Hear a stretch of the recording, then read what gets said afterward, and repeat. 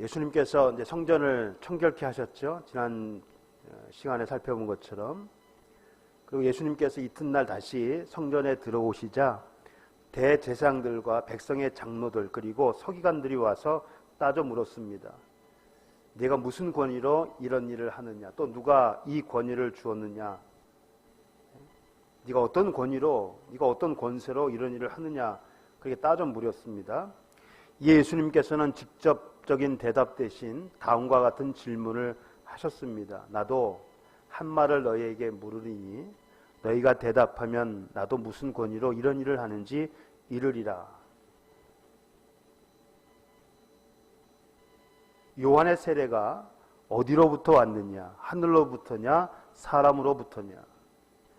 예수님께서 되물었습니다. 그랬더니 그들은 이 질문에 선뜻 대답을 하지 못했습니다. 요한의 세례가 하늘로부터 왔다고 말하면 왜 그를 믿지 않았느냐 할 것이고, 그렇다고 사람에게서 왔다고 하자니 모든 사람이 요한을 선자로 여기고 있었기 때문에 백성이 두려웠습니다.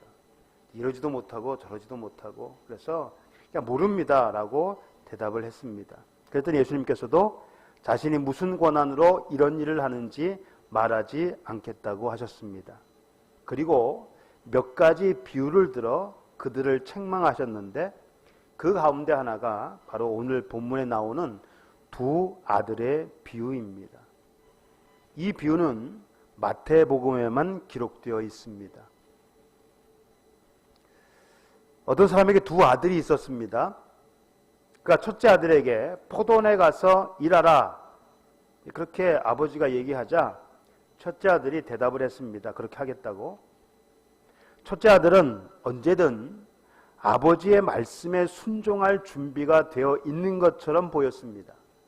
그래서 아버지의 지시가 떨어지자마자 마치 기다렸다는 듯이 그렇게 하겠다고 대답을 했습니다. 예, 내가 가겠습니다. 그러나 그는 가지 않았습니다. 여기서 첫째 아들은요, 대제사장들과 백성의 장로들 그리고 율법학자들, 당시 유대의 지도자들을 가리킵니다. 그들은 속과 겉이 다르고 말과 행동이 다른 이런 사람들을 가리켜 위선자들이라고 그러죠. 속과 겉이 다른, 말과 행동이 다른 위선자들. 그래서 예수님은 그들을 회칠한 무덤에 비유하셨습니다. 회칠한 무덤. 유대인들은 보통 사람이 죽으면 장사를 지내잖아요. 우리 같으면 화장을 주로, 요즘은 화장을 많이 하는 추세인데 유대인들은 화장을 안 합니다. 다 묻어요. 다 묻는데 보통 자연적으로 만들어진 굴, 유대인들 이스라엘 지역에는요 석회암이 많아요. 석회암. 그래서 자연적으로 만들어진 굴도 있고 다듬어 갖고 사람을 장사합니다. 또 어떤 사람들은 바위를 파서 무덤을 만들기도 했습니다. 아리마대 요셉 같은 경우, 그래서 한 사람이 들어갈 정도의 크기의 무덤을 만들거나 혹은 가족장 수십 명이 들어갈 정도의 큰 무덤을 만들기도 하는데, 보통 자연적으로 만들어진 동굴이나 바위를 파서 무덤을 만들었습니다. 그런데 이 가난한 자들은요, 공동묘지 혹은 들판에 평토장을 했습니다. 평토장, 평평하게 만드는 거예요. 그리고 사람들의 눈에 잘 띄도록 석회를 발랐는데 이 석회가 바로 회입니다. 회. 이것을 회칠, 석회를 바르는 것을 회칠이라고 그래요. 회칠. 그래서 사람들의 눈에 잘 띄도록 회칠을 했습니다. 율법에 의하면 시체를 만진 자는 일주일간 부정합니다. 또 무덤에 몸이 닿은 사람 역시 부정한 것으로 간주되었습니다. 이게 부정한 자는요, 성전 출입을 할 수가 없어요. 교회에 갈 수가 없습니다. 예배를 드릴 수가 없어요. 혹시 이런 자들이 들어올까봐 각 문에는 이런 자들이 들어오지 못하도록 감시하는, 지키는 문지기들이 있었습니다. 레위인들이 이것을 했는데요, 부정한 모든 자가 들어오지 못하도록 그들은 예배를 못 드리도록 성전에 출입할 수 없도록 막았습니다. 부정한 기한이 끝나고 정결 예식을 한 다음에 들어오게 되어 있습니다. 자, 평토정한 무덤은 시간이 지나면 회칠이 벗겨집니다. 그죠? 바람 불고 비가 내리고 그럼 씻겨 나갈 거 아닙니까? 색이 바라고 잘 드러나지 않기 때문에 사람들이 무덤인 줄 모르고 그냥 밟고 지나치는 경우가 생길 수 있습니다. 표시가 되어 있으면 피해가는데 표시가 안 되어 있으니까 회칠한 것도 다 지워지고 그러니까 무의식 중에 밟고 지나갈 수도 있다는 거죠. 그래서 이를 방지하기 위해 매년 정기적으로 무덤에, 이런 평토정 무덤에 회칠을 했는데 보통 6월절 한 달 전에 이것을 시행했습니다. 6월절 절기 한 달 전에 이 무덤에다가 회칠을 했습니다. 사람들의 눈에 잘 띄도록. 그럼 이 6월절, 특히 6월절은 이스라엘 이스라엘 민족의 최대 명절이잖아요. 많은 사람들이 모인단 말이에요. 이스라엘뿐만 아니라 먼 곳에서도 온단 말이에요. 근데 이 사람이 오다가 무덤을 밟기라도 하면 어떻게 돼요? 절기에 참여할 수가 없는 거예요. 성전에 들어갈 수가 없으니까. 그럼 그 많은 시간, 돈, 이게 다 허사가 되는 거죠. 얼마나 억울하겠어요. 준비를 하고 절기에 참여하려고 왔는데 잘못해갖고 무덤을 밟아갖고 부정한 자가 되면 얼마나 억울하겠습니까? 그래서 이런 사람들이 없도록 무덤들이 눈에 잘 띄도록 이렇게 표시를 했단 말이에요. 6월절 한 달 전에. 이 회칠한 무덤은요, 겉은 보기 좋을지 모릅니다. 또 멀리서 보면 또 아름답게 보일 수도 있습니다. 하지만 그 속은 어떻습니까? 죽은 사람의 뼈와 온갖 더러운 것으로 가득 차 있습니다. 겉은 보기 좋을지 모르지만 속은 뭐예요? 더럽고 냄새나고 그렇다는 거예요. 당시 유대의 지도자들은 마치 회칠한 무덤처럼 겉으로는 경건하고 의로운 척 행동을 했지만 그들의 마음은 교만과 위선, 탐욕 등 온갖 악의로 가득 차 있었습니다. 경건한 척, 의로운 척, 하나님의 말씀을 잘 지키는 척, 11조도 잘하고 기도도 열심히 하고 금식도 하고 겉으로는 정말 경건한 척 보였지만 그 속에는요, 위선, 겉과 속이 달라요. 말과 행동이 달라요. 교만, 탐욕, 이런 것들로 가득 차 있었단 말이에요. 그러면서도 자신들은 의인이라고 생각을 했습니다. 나는 의인이다. 하나님의 말씀을 잘 지키고 있다. 그래서 천국은 들어갈 수 있다. 나는 들어갈 수 있다. 그렇게 생각을 하고 있었어요. 반면에 세리들과 창녀들을 죄인이라고 비난했습니다. 나는 의인이고 세리와 창녀들은 죄인이다. 저들은 죄인이다. 그렇게 비난을 했습니다. 예수님은 그런 자들을 회칠한 무덤에 비유하시며 그들을 조심하라고 경고하셨습니다. 겉과 속이 다른 위선자들, 저들을 조심하라는 거예요. 첫째 아들과는 달리 둘째 아들은 포도원에 가서 일하라는 아버지의 지시에 처음에는 어떻게 했습니까? 싫다고 했습니다. 가기 싫다고. 하지만 후에 뉘우치고 포도원으로 갔습니다. 여기서 이 둘째 아들은요, 세리와 창녀같이 죄인으로 취급받는 사람들을 가리킵니다. 당시 이스라엘을 지배하고 있던 로마는 세금을 효율적으로 징수하기 위해 그 권한을 경매에 붙였다고 그럽니다. 경매를 보면 누가 낙찰을 받아요?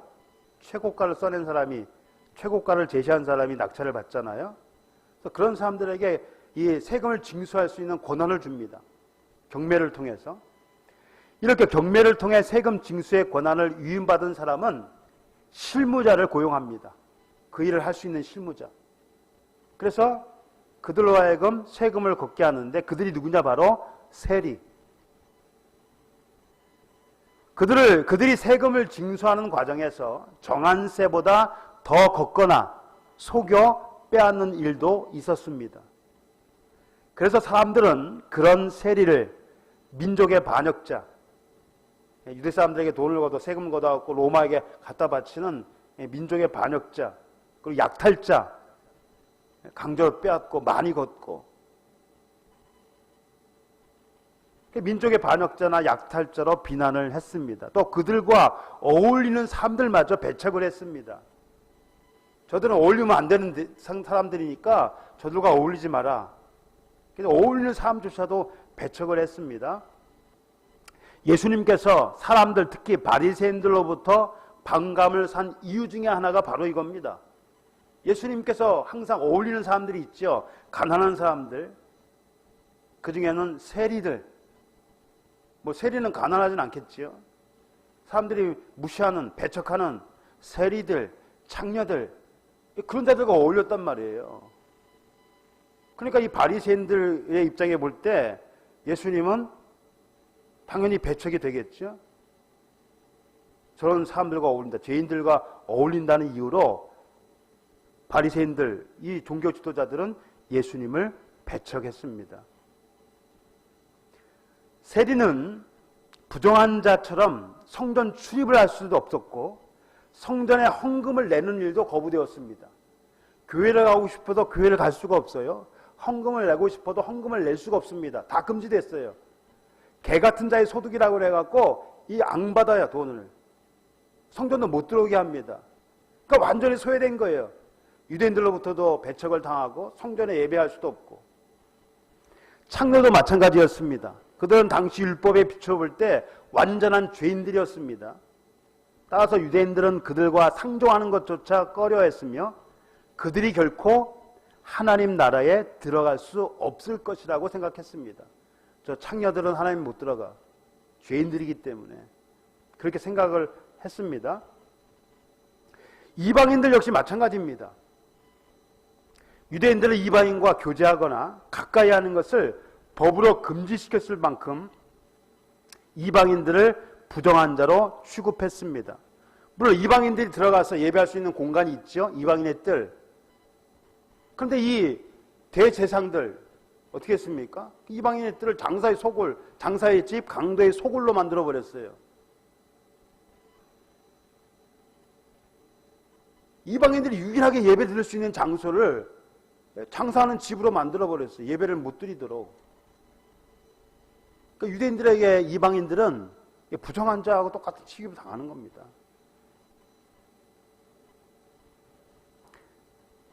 자, 이 비유, 이 두 아들의 비유는요, 사본들 간에 약간 차이가 있습니다. 어떤 사본들에는 맏아들이 순종하고 둘째 아들이 불순종한 것으로 되어 있습니다. 오늘 본문, 우리가 한글 개혁 성경 어떻게 되어 있어요? 첫째 아들이 불순종하고 둘째 아들이 순종한 걸로 되어 있는데 어떤 사본들에는 이게 바뀌어졌습니다. 첫째 아들이 순종하고 둘째 아들이 불순종한 걸로 되어 있어요. 그럼 첫째 아들이 누구냐? 불순종한 둘째 아들이 누구냐? 이게 중요한 것이 아니고 누가 순종했느냐, 불순종했느냐 이게 중요한 겁니다. 그러니까 불순종한 아들은 누구를 가리키냐면 유대의 지도자들, 순종한 아들은 그들이 죄인 취급하는 세리들이나 창녀들.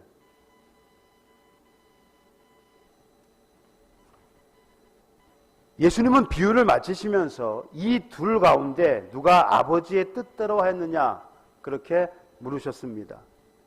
그러자 제사장들과 백성의 장로들이 둘째 아들이라고 대답했습니다.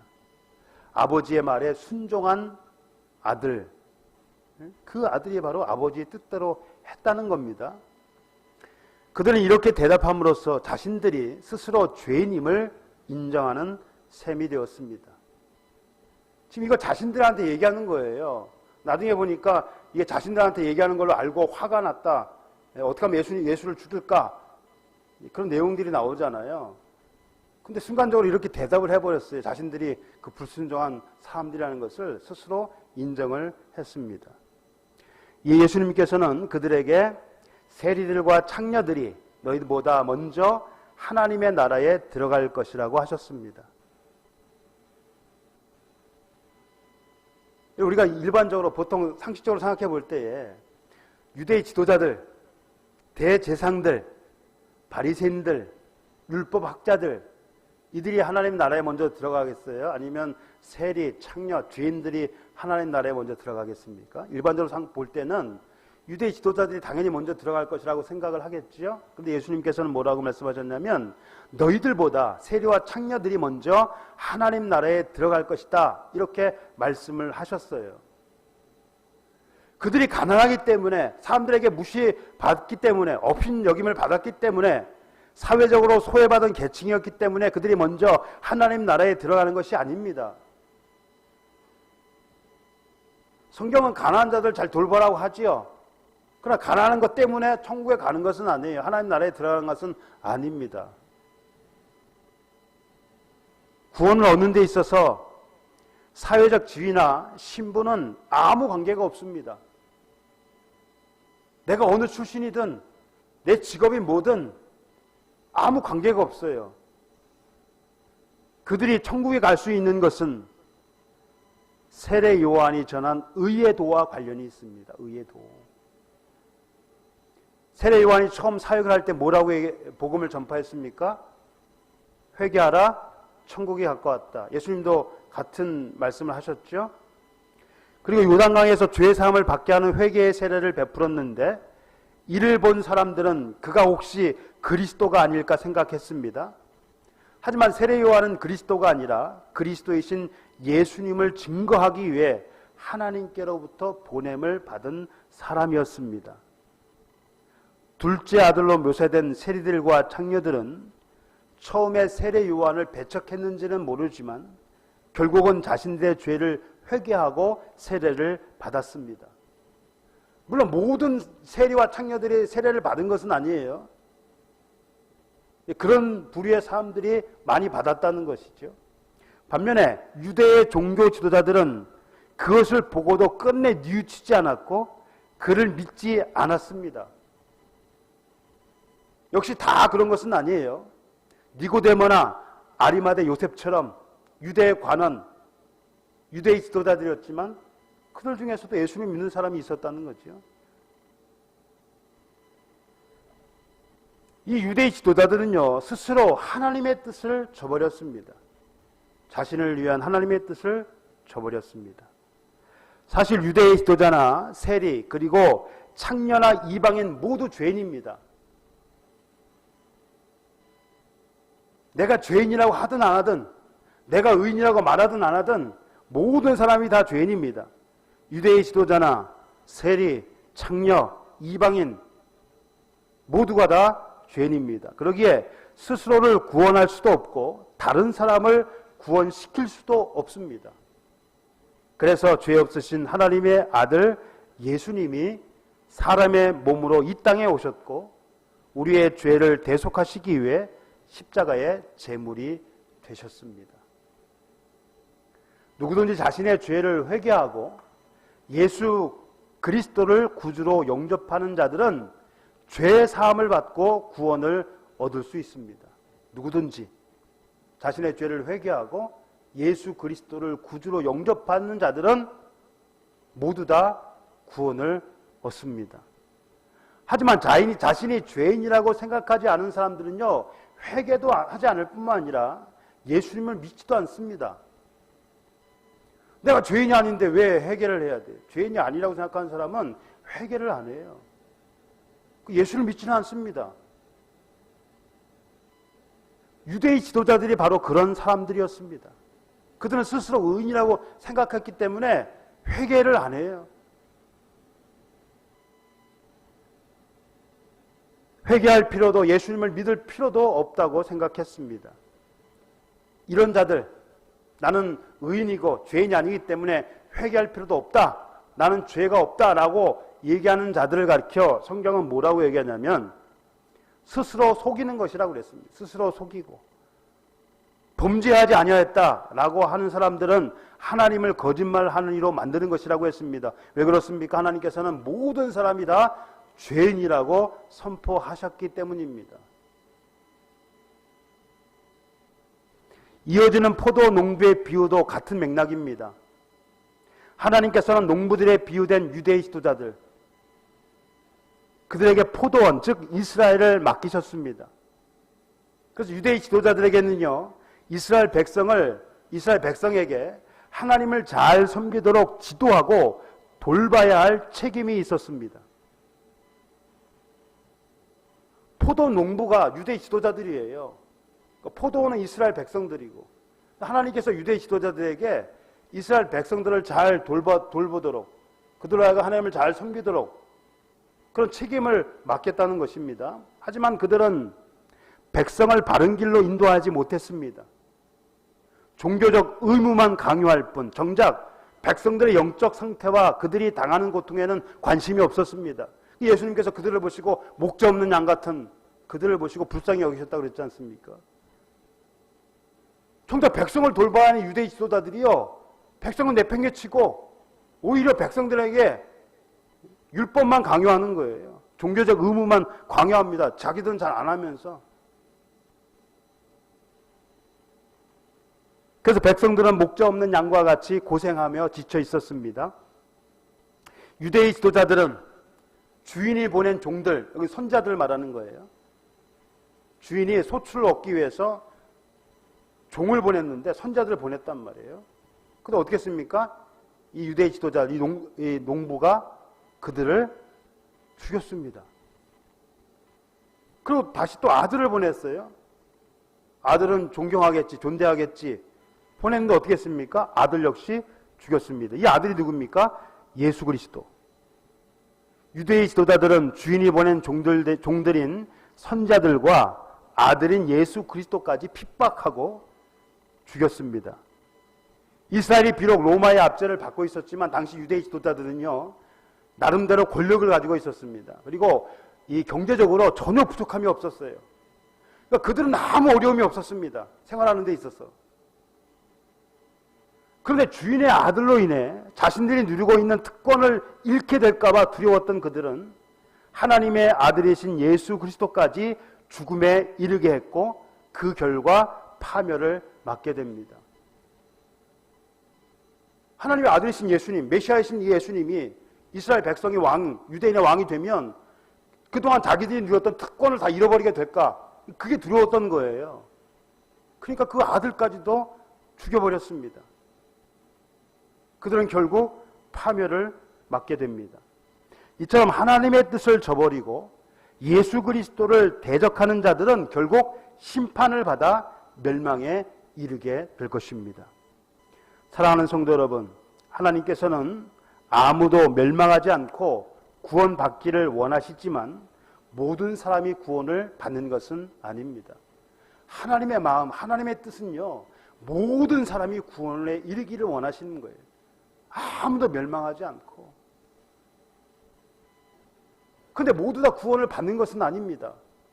어떤 사람은 심신의 수양을 통해서 구원을 얻으려고 하고, 어떤 사람은 선행과 덕을 쌓아 구원에 이르려고 하지만 그런 방법으로는 구원을 얻을 수도 구원에 이를 수도 없습니다. 또 유대인이라고 해서 구원이 보장되는 것도 아니고 이방인이라고 해서 구원에서 제외되는 것도 아닙니다. 유대의 지도자이든 세리나 창녀든 예수 그리스도를 믿는 자들은 누구든지 구원을 받습니다. 믿지 않으면 구원을 받지 못하는 거예요. 예수 그리스도를 믿는 자들. 그럼 도대체 예수 그리스도를 믿는다는 것이 뭡니까? 예수님이 나의 주인인 것, 나의 하나님인 것, 그리고 그 예수께서 우리를 위하여 대속제물이 되시고 죽으시고 십자가에 못 박혀 죽으시고 다시 살아나신 것. 그래서 그 예수님을 나의 구주로 영접하는 자들, 마음으로 믿는 자들, 그런 자들이 구원을 얻는 거예요. 단순히 아는 것으로 구원을 받는 것이 아닙니다. 예수님이 나를 위해 돌아가셨구나? 이걸로 구원받는 게 아니에요. 자신의 죄를 회개하고 그 예수님이 나의 구주, 그것을 영접하는 겁니다. 영접 받아들이는 거예요, 예수님을. 그래야 구원을 받습니다. 이외에 죄인이 구원받을 다른 방법은 없습니다. 만일 다른 방법이 있었다면 하나님의 아들이신 예수님께서 십자가에서 고난을 받으실 이유가 전혀 없습니다. 아니, 우리를 창조하신 만드신 하나님께서, 우리의 주인이신 그 하나님께서 우리의 죄를 위하여 이 땅에 오셔서 고난을 왜 받으십니까? 다른 방법이 있다면 그 방법을 통해서 구원 얻게 하시면 되잖아요. 근데 다른 방법이 없는 거예요. 왜? 모든 사람이 다 죄인이기 때문에. 죄 없는 사람이 없어요. 그러니까 죄 없으신 하나님의 아들 예수님이 직접 사람의 몸을 입고 이 땅에 오신 겁니다. 그리고 모든 사람의 죄를 대속하시기 위한 대속 제물이 되셨어요. 우리의 죄를 예수님이 다 가져가셨습니다. 누구든 자신의 죄를 회개하고 예수님, 그 예수님을 나의 구주로 영접하는 자들은 구원을 얻을 수 있습니다. 예수님만이 우리를 구원으로 인도할 유일한 분이라는 사실.